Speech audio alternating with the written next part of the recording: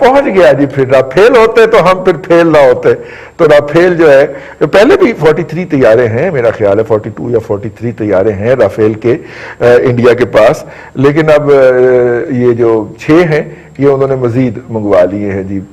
اس وقت 6 ہیں یا 4 ہیں, جتنے بھی ہیں وہ پہنچ گئے ہیں جی انڈیا.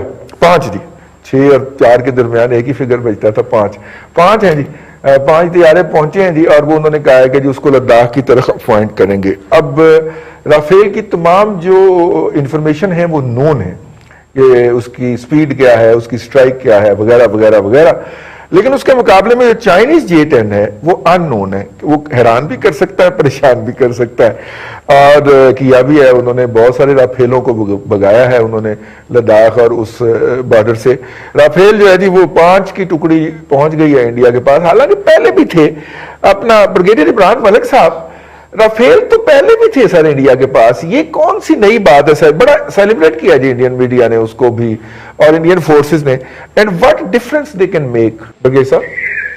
جی دیکھیے رضوان صاحب, ابھی جو پچھلے چند ہفتوں میں یا 2-4 مہینے میں جو حالات ہوئے ہیں ہندوستان کے اندر, یہ سب اس کا اشارہ ہے. جب سے ان کا لداخ میں انڈیا اور چائنا کا جو آپس میں مٹبھیڑ ہوا ہے, اس کے بعد آپ یہ دیکھیں کہ ہندوستان کی گورنمنٹ جو ہے وہ بہت ہی ایک گھبراہٹ کے عالم میں ریئیکٹ کر رہی ہے.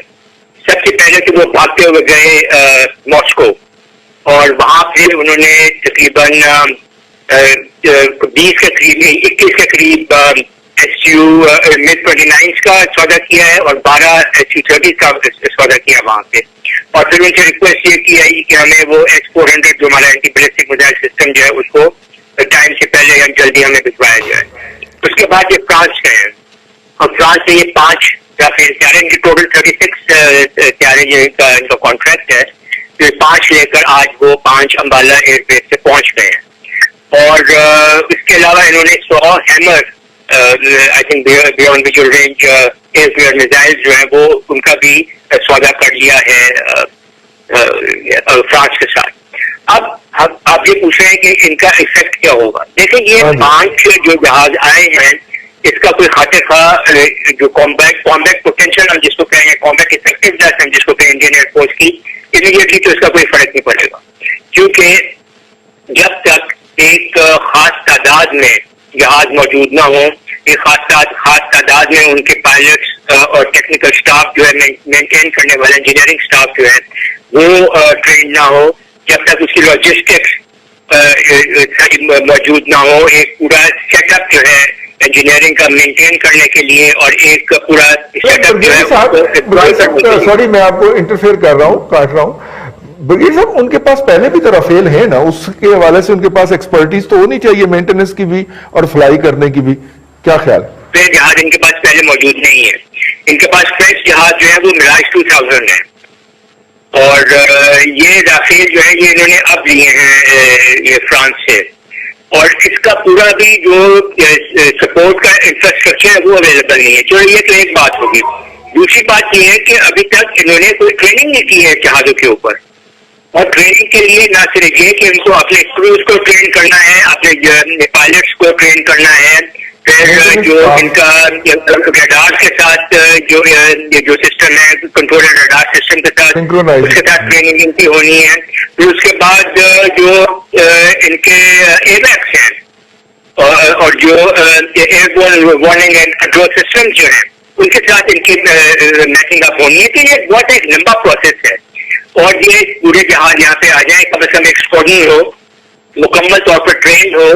تو یہ ابھی میرے خیال میں اگلے سال کے شروع میں کہیں جا کے اگر کم از کم 12 سے 14 سے 15 جہاز آ جاتے ہیں تو تب کہیں جا کے یہ کوئی ایک افیکٹو فورس بنے گی.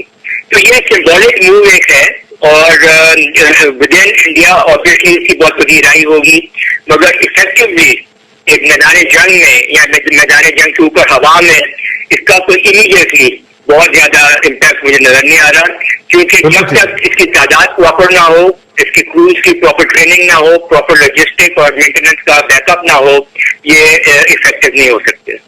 تو یہ زیادہ سمبولک موو ہے, اور میرے حساب سے کہ جو انہوں نے ماسکو میں جا کے وہاں سے جلدی سامان خریدنے کی کوشش کی اور فرانس سے خرید رہے ہیں، یہ گھبراہٹ کے عالم میں کر رہے ہیں، کیونکہ اب ان کو اندازہ ہو چکا ہے کہ پوسٹ بالا کوٹ کے بعد پاکستان ایئر فورس نے ان کے ساتھ جو کیا، اور اس کے بعد اب جو چائنیز ان کے ساتھ پی ایل اے جو ان کے ساتھ کر رہی ہے لداخ میں، تو ہندوستان کو اب یہ اندازہ ہو گیا ہے کہ اس کی آرم فورسز جو ہے وہ شاید اب اس پوزیشن میں نہیں ہے کہ وہ ایک قریب پاکستان یہاں چائنا کا مقابلہ کر سکے، اور دونوں کا ایک ساتھ فرنٹ وار سینیریو میں، اس کا تو میرے ساتھ ان کو یقین ہو گیا کہ اب اس کے قابل نہیں ہے۔ تو بہرحال یہ ایک پہلا قدم لیا انہوں نے اپنی ایئر فورس کو زیادہ اسٹرانگ کرنے کا۔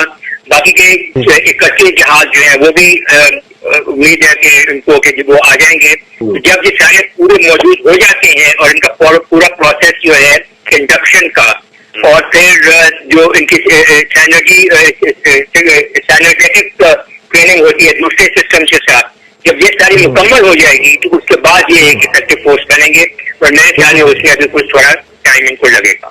بالکل ٹھیک ہے، سوری چوہی ظہیر صاحب کی طرف چلتے ہیں۔ چوہی صاحب آپ نے خود بھی فلائی کیا ہوا ہے، اور خاص طور پہ وار کے حوالے سے برگیڈ صاحب کا خیال ہے کہ یہ پورا یہ صرف ایک سائیکولوجیکل مورل بوسٹنگ اقدام تو ہو سکتا ہے، لیکن پورا وار کا ایکو سسٹم موجود نہیں ہے، اس کے لیے سپورٹنگ پورا پیرافرنیلیا نہیں ہے جس کی بنیاد کے اوپر وہ کوئی افیکٹو رول پلے کر سکے۔ Do you feel it so sir? کیونکہ اسکواڈرن بھی ایک اسکواڈرن بھی تو نہیں ہے نا۔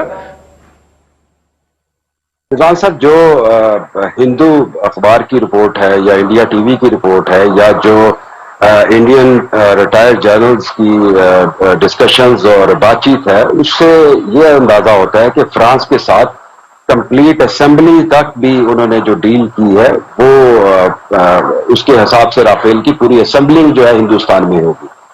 ابھی جہاں تک رہا کہ جو انہوں نے کتنا اسکواڈرن ہے یا کتنے نمبرز لیے ہیں، ہوتا یہ ہے کہ آپ جب بھی کسی ملک سے ٹیکنالوجی لیتے ہیں تو اپنے جو پائلٹس ہوتے ہیں یا جو آپ کا سٹاف ہوتا ہے وہاں جا کے پہلے ٹریننگ لیتے ہیں اور فلائی کرتے ہیں، اور انٹیگریٹڈ دونوں ملکوں کے درمیان ٹریننگ ہوتی ہے، اور وہ کرنے کے بعد وہ آتے ہیں اپنے ملک میں، اور وہ اس کو پھر اپنے حساب سے پلیس کرتے ہیں اسٹریٹجیکلی یا ٹیکٹیکلی، جس طریقے سے ابھی جیسے سوٹ کرتا ہے as per the environment of اس ملک کے اپنے حساب سے۔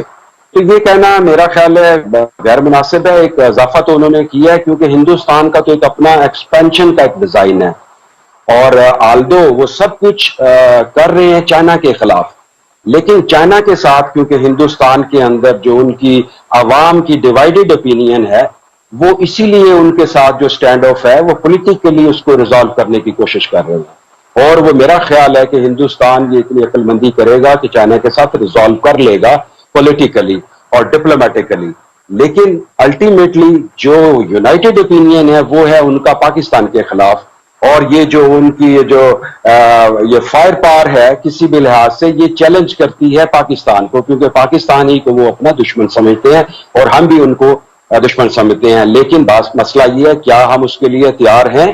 ہاں، وہ رافیل لے رہے ہیں، لیکن ہم بھی الخالد ٹینک جو ہے اپنے ڈویژنز کو دے رہے ہیں، اپنی کیپیسٹی کے مطابق ہم اسٹرینتھن کر رہے ہیں۔ لیکن رضوان صاحب یاد رکھیں، ابھی جو جنگوں کا سینیریو ہے وہ چینج ہو چکا ہے، وہ بیٹل فیلڈ سے لے کے یہ جو ایئر پاور سے لے کے اسپیس سے بھی آگے نکل گیا ہے۔ آپ نے سنا ہی ہوگا کہ ابھی تو یہ بایولوجیکل کورونا نے پوری دنیا کو ہی چینج کر دیا ہے، اور ابھی جو وار کا جو نظام ہے وہ چینج ہوگا، چاہے یہ اکانومی کے تھرو ہو، پولیٹیکل سٹیبلٹی کے تھرو ہو، اور لوگوں کو اچھے تعلقات بنا کے اپنے آپ کو اکنامیکلی سٹرونگ کر کے آج کل اس طریقے کی طرف جنگ جا رہی ہے۔ ابھی یہ جنگ ایک دوسرے کے بارڈرز کراس کرنا اور ایریاز کے لیے وہ ابھی کوئی ملک اس چیز کو نہ دیکھتا ہے، نہ سمجھتا ہے، نہ کرے گا، اور الٹیمیٹلی جس طریقے سے دنیا کے اندر گٹس جوڑ ہے مختلف ممالک کے، 2 پاورز بننے جا رہی ہے، چائنا مرج ہو گیا ایز اے گلوبلی